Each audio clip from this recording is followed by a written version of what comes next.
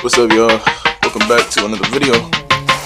I just had to delete the video that I tried to post due to an issue of just quality, and it wasn't up to par with what I normally want to post. The frames were off, all that. Definitely because I used my webcam, but I needed to use the webcam as a way to showcase the camera that I have. So well, I mean, I guess you could just watch any other YouTuber's review on the camera that I got. It wasn't an unboxing because I bought the body, so there's no box for it. But it was like me showing all the stuff that I got for it and things of that nature. So I'm gonna just start off with the backstory of how I got the camera, and then I'll pull up the specs of it compared to what I did have. So I'll get that ready right now. Canon.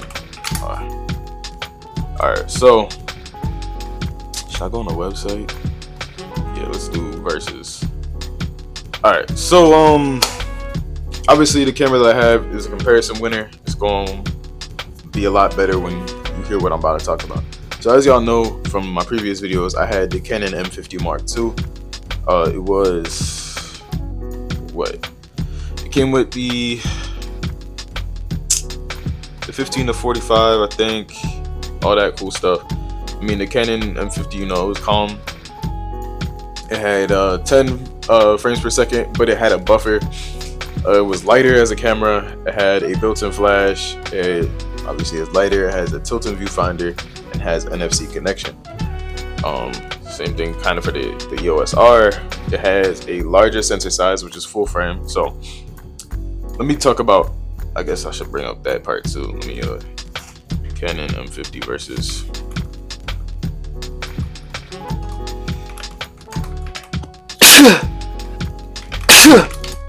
excuse me. So yeah, the first thing about the Canon M50 is, although it was good, like it helped me get good pictures, it helped me get good video out, it helped me with everything that I needed to start off. But the lacking things was the battery issues and me buying 2 batteries and a battery pack and all that. Granted, it would never die because of the fact that I took care of it so quick, but it was also just a lot lacking of what I needed. Obviously, the main thing that I really had an issue was the crop sensor. It makes sense when I need like a zoom, because I could use a full frame lens and put it onto an adapter and put it on the M50, and I would get more of a focal length out of it than if I were to put it on a full frame.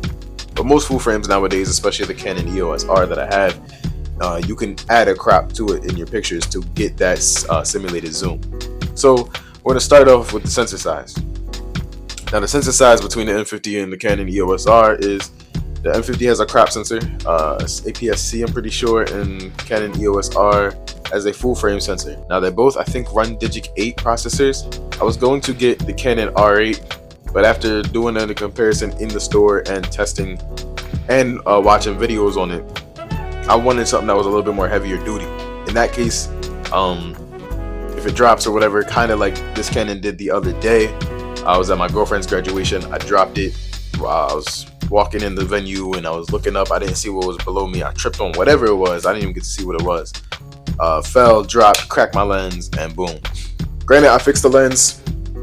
Camera body is perfectly fine. This drone ate the ground, the impact. I don't want to say beautifully, but that's the word I'm gonna use, because it did. It didn't break. It didn't. Nothing was wrong. No paint chips. No shatters. No nothing. Touch autofocus works. Autofocus works. Lens connection, the shutters, everything's perfectly fine. They both are CMOS sensors. Resolution difference between both of them is M50 has a 24.1 megapixel sensor and the Canon EOS R has a 30.3 megapixel sensor. Now, megapixels isn't really too big of a deal, but where I find megapixels kind of a deal and where I need the more leverage off of the bigger sensor is when I'm posting to Instagram. Now, everybody knows on Instagram or almost any single like platform at all, when you post, it kind of compresses the file a little bit more than what you have already. And even though you can optimize the app to like online posts being the full size and all that, it still has a compression issue. So I mean, I've only posted I think 2 pictures since I need to get back on doing my 30-day challenge, but I just haven't been out, and I shot everything within my suburban area. So when I post though, there is, I think Instagram took off like 3 or 4 megapixels. So going from 24 to 20 megapixels, fine focus. Going from 24 to like 20 megapixels, and then 30 to like 20. So it's like, you see what I'm talking about? Like there's, although I am losing megapixels, I'm not losing as much. It's still gonna be better than an iPhone, or it's gonna be better depth and quality and all that. Granted, if you can combat that with perfect lighting and editing and doing things like I did in photos like this and photos like this and this. So there's none of these are from the EOS R. They're all shot from the M50 body. But still was lacking what I really needed. Now granted, I can use my lens now as a full frame. Now this is the full frame, and this is about the same thing as using the crop sensor with the 15mm. So the 15 would be bumped up to like a 20 something. This is a 24mm right now, and you see how much of the frame you can see without me zooming in. So that's one thing. It also has better ISO and low light performance. Mostly all mirrorless do. Like I also gave away my T7. I traded my T7 and my M50 for this camera. Only had to pay like a $300 difference. Now the Canon EOS R body only on the Canon website is $1,800. You can find it for anywhere from $1,800 to $1,000 used, and that's kind of what it's gonna be. It's just a good camera. It's the first of its kind, I think, to take USB-C, like recording, USB-C charging, importing, and all that stuff. So the M50 has 51,200 dots of ISO, and the EOS R has 102,400. Better in low light. Now the M50 does win in the 10 frames per second shooting category, but I found in using it, even with my high-speed card, when I would hold it down, it would pause after like 10 or 12 seconds, or 10 or 12 shutters after taking a picture, and then fill up the buffer and resetting. For the Canon EOS R, even using my low-speed card, because my high-speed card is in my adapter, I was importing photos. Even on the low-speed card, I can do the 8 shots continuous, and the buffer doesn't fill up until the card dang near fills. Excuse my language. They both have 100% of the scene for the viewfinder. Now the M50 does have a better like photo performance. It's better for both. Canon, there we go. All right, yeah, that's calm. So forgot about the best part of this camera is that the camera is fully weather sealed. It's splash proof, rain proof, to a certain extent, snow proof, dust proof, sand proof, as long as you have the lens on it. If you have the lens off and you have your sensor open and whatever hits it, that's on you. The external of the camera is weather sealed. Has a 2160 by 30 frames per second versus the M50 had only 24 FPS 4K. And I was lying, it has 370 shots versus the M50 has only 235 shots. So fix that issue. Canon M50 definitely has a little bit lacking of a battery. I still have it. It's about this big, where the other battery is about this big. But I need to buy another one because it's still good to have more than one battery. Oh, it has a better, higher resolution screen. Doesn't really matter too much though, because I know a lot of the people don't really use the touchscreen. I don't really use the touchscreen to focus or anything. I use the buttons and not the Joy-Con. This has like a touch bar, like a haptic touch bar that you can customize, which I customized to be able to slide back and forth with the focus. And then I also use the buttons to move the focus up and down. But yeah, most of the time I just point and shoot, and it'll come out good. I think it has, let's see. I mean, the screen size is slightly bigger, but it's from edge to edge, which is not really too crazy.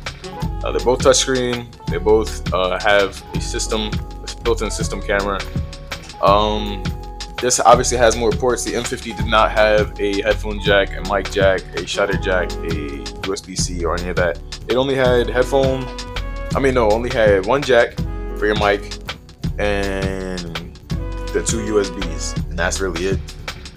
This is obviously built also for a powerhouse for video as well, so I will be using it for C-Log. This also has C-Log, 8-bit C-Log, I'm pretty sure. I don't know if it's 8 or 10. That's 8-bit. I know my Canon M50 has definitely overheated a couple times. But yeah, that's I mean, yeah, I don't really know. That's just really it. It's APS-C versus full frame. Obviously, the full frame's gonna take it, and the megapixels. So between being the megapixels being weather sealed and being full frame, megapixels, weather sealed, full frame. What else? Also, the more ports that I can use from microphone, headphone, customization. Obviously, the more expensive option is gonna take it. It doesn't mean that the M50 is bad. The M50 did a lot of good videos. It did a lot of good with face tracking. If I could have still kept it, which I might buy one again eventually, because I've seen them used for $300. But I also might get the the Sony A6400 or the A6000, because they're both within that price range. Now, I would definitely say go the Sony route with those if you want the M50 versus that. But it's just because the M50 has a bigger body / battery, and the lenses are also cheaper. I'd say go the Canon route. But for the Sony route, if you want better 4K, I don't even think it really has a crop zoom in factor, even though they both are APS-C. Does better with 4K, has a better autofocus system in 4K, because Sony's just been able to develop that a little bit more. M50 does take good pictures, but I think the Sony A6000 takes about 12 frames per second as well. I'm not going to be using it as a main body when I do buy it. I'm only going to be using it as a B cam when I need to set up a camera and talk about my camera, or when I'm taking it out and I'm going to rig it up to, shoot with using my camera, like, unless I get a GoPro for that factor. But it doesn't really matter exactly which camera. All cameras are good, especially any camera that's been made after like 2018 up until now. You can really get a good camera, so that's really it. Like anything in the after 2016, even, I would say once you get a camera, then it'll work now and it will get you all that you need. Now, granted, if you're like a professional, or if you're like somebody who gets cameras sent to them, then man, upgrade as much as you want. Shoot, I wish I could. I want an R6 Mark II. I want an R5. I don't really want the R8 anymore, but like, I want a stacked sensor camera. Imagine like my sports photography would be crazy, especially with 40 frames per second. Yeah, I'm not really worried about that. That'll come in due time, especially when the Canon R1 drops. Yeah, that'll probably be my bread and butter camera. But right now, I'm grateful for what I got. I'm buying an extended battery grip for this drum. It's going to be able to shoot on the side. So like, imagine the camera like this, turn it, and there'll be a grip there, which extends the battery life, has the button controls. It's $80, has the button controls, and it'll make the camera bigger, and a little bit more stable and durable, with that also being weather sealed. So extra grip, extra comfortability with my hands, and yeah. So the next 3 things that I'm getting by the end of the summer, God willing, is the whip, the camera grip, a new phone, and then I guess maybe a gimbal. So maybe 4 things, but I'm not sure if I really need a gimbal. We'll see. I don't think this has built-in in-body stabilization, but I know for sure it has digital in-body, and I know the lens has stabilization built in, so I'm not too worried about that. But hey man, that's really it. This is a quick little video. How long was this? 15 minutes? Alright, bet. So this is gonna be replacing the other video that I had. I don't know, it just didn't turn out the way I wanted it, so I had to take it down. I'm hoping that this new mic cable works, holds up nice. I see both levels are recording at a comfortable level, so hopefully that's calm. But yeah, like I said, a lot of updates are happening. I'm trying to get back to recording and posting at least 2 times a week. But yeah, here's the new camera. I'm gonna try and put up a picture. I know I gotta rewatch this video, so I know where I can put my pictures that I was talking about, and put in the edits that I need to put in. So, but yeah, I'm gonna throw up a picture of my camera, the exact build that I have right here, and so I can kind of get a visual of it, or maybe I'll put a little video over top, but we'll see.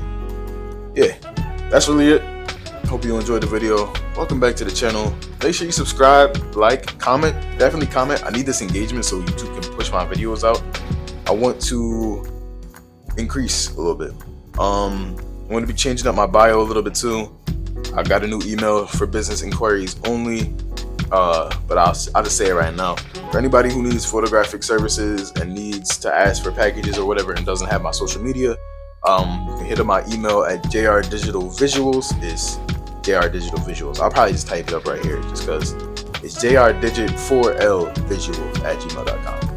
But has a nice ring to it, jrdigitalvisuals. You know what I'm saying? So that's really it, my folks. That's really it, family. I'm gonna go figure out what I gotta do for the rest of the day. I know I'm probably gonna go to the gym and squat. Got a powerlifting tournament in 5 weeks. Yeah, birthday's in 2 months. I'm gonna see y'all later. Peace.